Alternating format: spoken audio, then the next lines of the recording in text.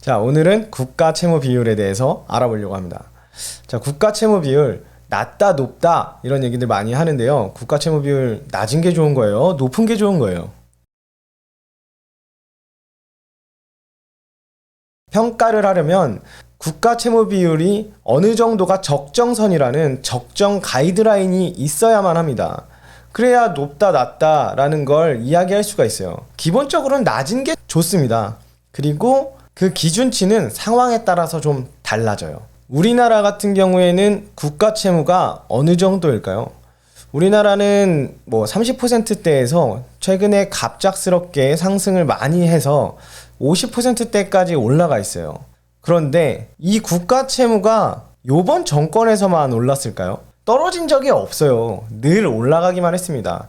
다만 현 정부에서는 조금 가파른 상승이 있었다라고 할 수 있고요. 그럼 이렇게 늘린 게 마냥 잘못된 거냐? 라고 물어본다면 저는 이렇게 말씀드리고 싶어요. 여러분들 본인이라고 생각을 하고 국가가 여러분들 본인이라고 생각을 하고 한번 생각을 해보세요. 여러분들도 집에 위기가 오면 대출을 받아서 어떤 특수한 목적에 사용하게 되지 않나요? 그런 것처럼 이번 상황은 특수한 상황이었기 때문에 국가 부채가 늘어나는 게 마냥 잘못됐다고 할 수 없습니다. 예를 들면 여러분의 가정이 매우 위기 상황인데 대출 받는 게 무서워서 그 위기를 방치하시겠습니까? 아픈데 대출 받아서라도 고쳐야지 치료하지 않고 계속 놔두면 더 큰 병이 될 수도 있는 거예요. 대출을 받아서라도 조기에 제어하는 게 훨씬 더 현명한 선택일 수 있다는 겁니다. 그러나 얼마나 잘 사용됐는지는 뭐 청문회나 여러 가지를 통해서 검토하게 되겠죠. 국가 채무 비율이 높으면 무슨 문제가 생기냐면요. 금리를 통한 정책을 펴지 못해요. 예를 들면 일본 같은 경우에는 국가 부채가 200%가 넘거든요. 그러다 보니까 국가에서 금리를 1%로 올리면 국가도 빚을 진 거니까 이자를 줘야 하잖아요. 일본 정부 같은 경우에는 함부로 금리 인상 정책을 사용할 수가 없는 거예요. 그래서 일본은 금리가 항상 낮습니다. 높일 수가 없어요. 지금 같은 경우에는 일본의 엔달러 환율이 굉장히 많이 치솟고 있는데 일본의 화폐 가치가 굉장히 떨어지고 있는 거예요. 그런데도 금리 인상을 통한 자국 화폐 보호를 전혀 하지 못하고 있습니다. 기축 통화임에도 불구하고 그런 상황이에요. 이런 것처럼 국가 부채 비율이 너무 높으면 정부에 부담이 돼서 금리 정책을 사용하지 못하는 상황이 올 수 있습니다. 더 쉽게 예를 들면 국가 부채가 100억이다.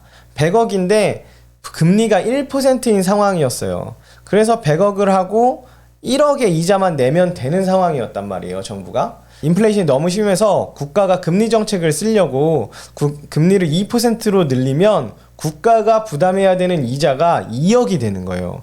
그렇기 때문에 금리를 함부로 높이지 못하게 돼요.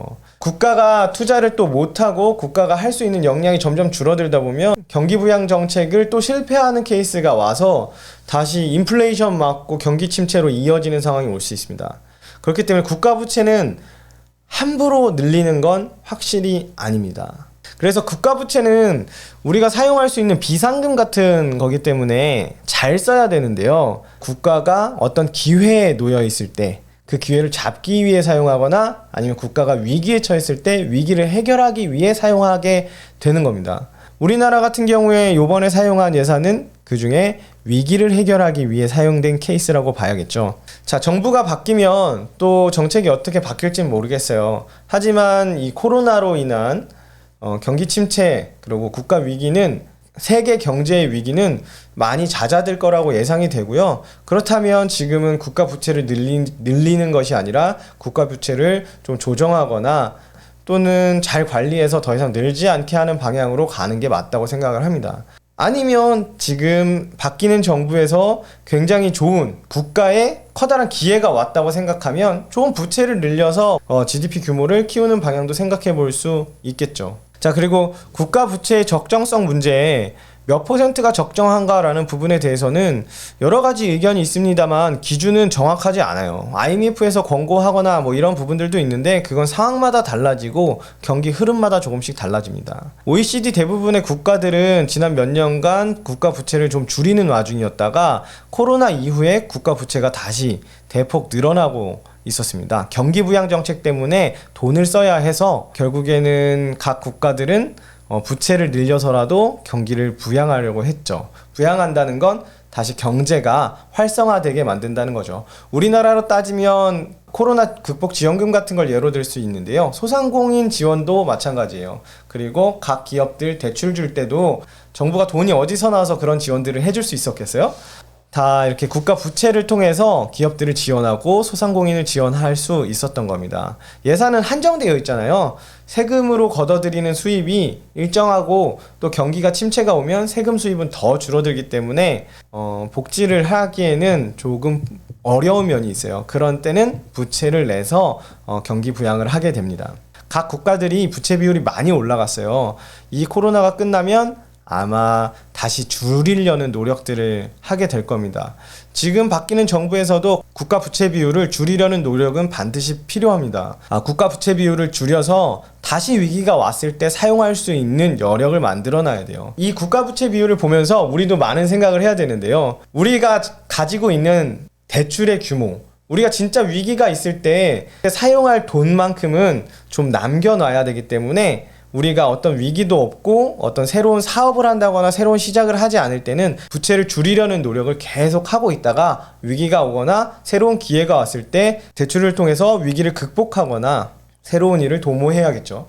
우리 나라 걱정하면서 우리는 또 어떻게 부채 관리를 해야 되는지도 고민을 해보셨으면 좋겠어요. 신문 보실 때 도움되시라고 국가 부채 비율에 대해서 간략한 설명을 드렸고요. 국가가 부채를 관리하는 것처럼 우리도 우리 가정의 부채를 잘 관리해서 위기 상황이나 아니면 기회가 왔을 때 그 기회 꼭 잡고 그 위기 꼭 극복해낼 수 있도록 부채 관리 잘 하셨으면 좋겠습니다. 오늘 여기까지 하고요. 경제 관련된 이야기들 그리고 경제신문 볼 때 도움될 만한 이야기들 조금씩 계속 안내 드리겠습니다. 구독, 좋아요 해주시고요. 궁금한 건 댓글 부탁드립니다.